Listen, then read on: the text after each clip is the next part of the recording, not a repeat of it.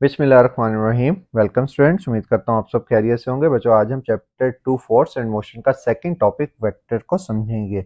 ये टॉपिक बेटा हमारे पास पेज नंबर 20 और 21 पर मौजूद है। तो बेटा सबसे पहले वेक्टर्स कहते किसे हैं? वेक्टर्स बेटा हमारे पास ऐसी फिजिकल क्वांटिटीज होती हैं जिनको हम मैग्नीट्यूड और डायरेक्शन से रिप्रेजेंट करते हैं, और जब तक हम इनके साथ डायरेक्शन नहीं लगाएंगे इनको हम कंप्लीटली डिस्क्राइब नहीं कर सकते। फर्ज करें डिस्प्लेसमेंट, वेलोसिटी, एक्सेलरेशन, फोर्स, ये सारी की सारी जो है बेटा हमारे पास वेक्टर क्वांटिटी कहलाती हैं जिनके साथ डायरेक्शन लाजमी होती है। तो बेटा वेक्टर को डिफाइन कैसे करेंगे? Vector are physical quantity that have both magnitude and direction, they require both values for complete description. मतलब मैग्नीट्यूड और डायरेक्शन की जरूरत होती है इन दोनों क्वांटिटीज को रिप्रेजेंट करने के लिए। For example displacement, change in position of an object with direction. मतलब जब भी हम मूव करते हैं बेटा तो हर ऑब्जेक्ट की एक डिस्प्लेसमेंट होती है। डायरेक्शन हमें ये बताती है कि ये ऑब्जेक्ट कहाँ से स्टार्ट हुआ था और कहाँ तक गया है।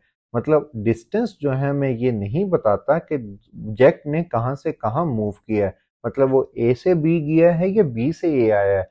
लेकिन डिस्प्लेसमेंट हमें यह बताता है कि अगर किसी ऑब्जेक्ट ने बेटा ए से मूव करके बी की तरफ गया है तो एरो हेड जो है वो बी की तरफ होगा, जिससे हमें इजीली पता लगेगा कि ऑब्जेक्ट ए से मूव करके बी तक गया है। जिसकी वजह से डिस्प्लेसमेंट को हम डायरेक्शन के बगैर रिप्रेजेंट नहीं कर सकते। जैसे 10 metre toward west, velocity speed in a specific direction, displacement divided by time करेंगे तब भी बेटा हमें डायरेक्शन की जरूरत पड़ेगी इसको रिप्रेजेंट करने के लिए। एक्सेलरेशन के साथ भी बेटा हमें डायरेक्शन रिप्रेजेंट करनी पड़ेगी और फोर्स के साथ भी हमें डायरेक्शन को रिप्रेजेंट करना पड़ेगा।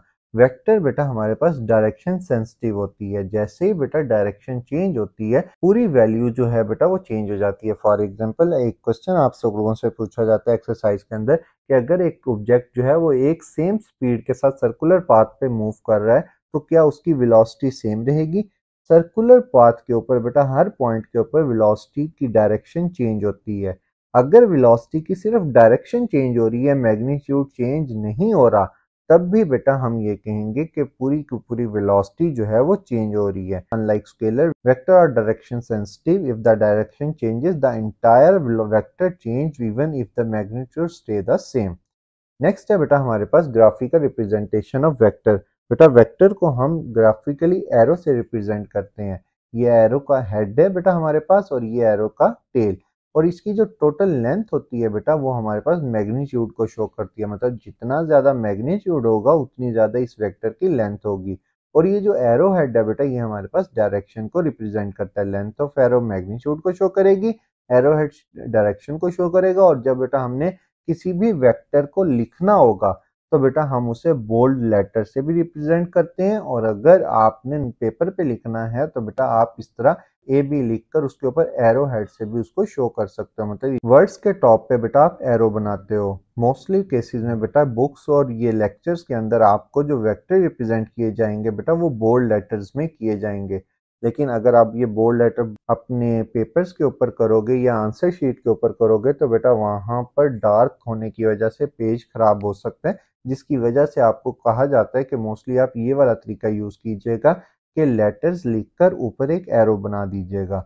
जैसे for example a 5 newton force acting toward the right is drawn as an arrow pointing right 5 unit long. मतलब 5 यूनिट 5 सेंटीमीटर बना के वहां पर आपने शो कर देना है 1 न्यूटन जो है वो 1 सेंटीमीटर के इक्वल है, तो 5 सेंटीमीटर की लाइन 5 न्यूटन को शो करेगी। नेक्स्ट है बेटा हमारे पास rectangular components of vector. Rectangular components कहते हैं बेटा पार्ट्स को। जब बेटा फर्ज करेंगे ए वेक्टर है हमारे पास, ये जो आपको पिंक कलर का लाइन शो की जा रही है ये ए वेक्टर है।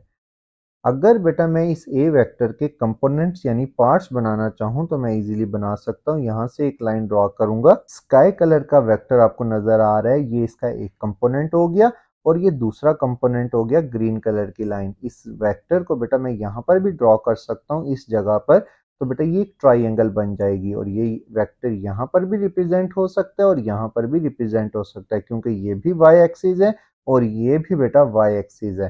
तो बेटा हमारे पास इस केस के अंदर इस पिंक वेक्टर के दो कंपोनेंट्स बन गए ए एक्स और ए वाई।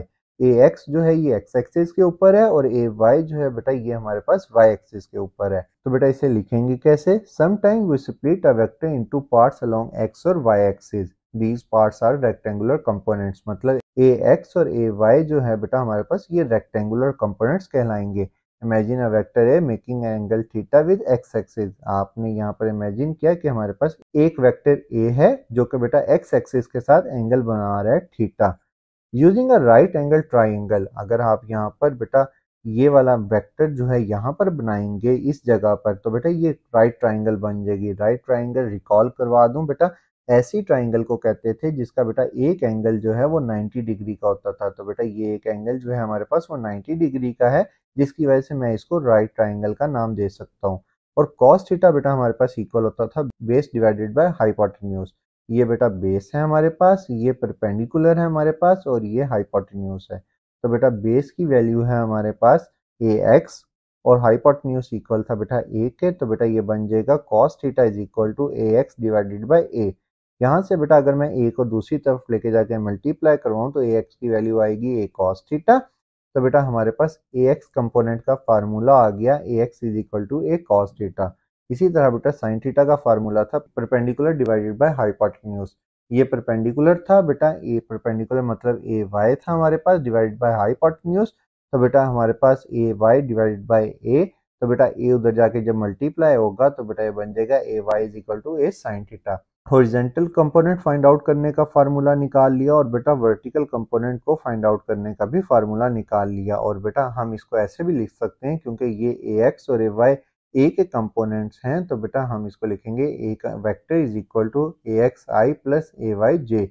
आई जो है बेटा हमारे पास यूनिट वेक्टर है और जे भी हमारे पास यूनिट वेक्टर है। आई को रिप्रेजेंट करते हैं एक्स एक्सिस में और जे को रिप्रेजेंट करते हैं बेटा वाई एक्सिस में। नेक्स्ट अगर बेटा मैंने इसका मैग्नीट्यूड निकालना हो ए का, मतलब इस ए की टोटल लेंथ कितनी है, इसका मैग्नीट्यूड कितना, हमने पिछली स्लाइड्स में पढ़ा था जो वेक्टर की लेंथ होती है वो उसका मैग्नीट्यूड रिप्रेजेंट करती है। तो बेटा उसको हम फाइंड आउट करेंगे by using Pythagoras theorem. Pythagoras theorem था हाइपोटेन्यूज का square is equal to base का स्क्वायर प्लस परपेंडिकुलर का स्क्वायर। तो बेटा हाइपोटेन्यूज था ए, बेस थी बेटा ए एक्स, परपेंडिकुलर था ए वाई, स्क्वायर लेंगे तो बेटा हो जाएगा A square is equal to A x square plus A y square. तो बेटा दोनों तरफ हम स्क्वायर रूट लेंगे तो बेटा A is equal to square root A x square plus A y square. इस फार्मूले से इजीली बेटा मैं ए का मैग्नीट्यूड ए की लेंथ फाइंड आउट कर सकता हूँ। बच्चों अगर हमने ये एंगल फाइंड आउट करना हो तो उसके लिए हम यूज करते हैं tan theta is equal to perpendicular divided by base. तो बेटा ये होगा A Y divided by A x और यहाँ से बेटा टेन इधर आके टेन इनवर्स हो जाएगा तो थीटा इज इक्वल टू हो जाएगा tan inverse A Y divided by A X. इस टॉपिक में बेटा हमने चार चीजें फाइंड आउट की है। हॉरिजॉन्टल कंपोनेंट्स कैसे फाइंड आउट करना है, वर्टिकल कंपोनेंट कैसे फाइंड आउट करना है, मैग्नीट्यूड कैसे फाइंड आउट करना है और डायरेक्शन कैसे फाइंड आउट करनी है। और ये चारों चीजें हम आने वाले लेक्चर्स में यूज करेंगे। ये था बेटा आज का लेक्चर। लेक्चर अच्छा लगा हो लाइक और सब्सक्राइब करना मत भूलिएगा। थैंक यू, खुदा हाफिज।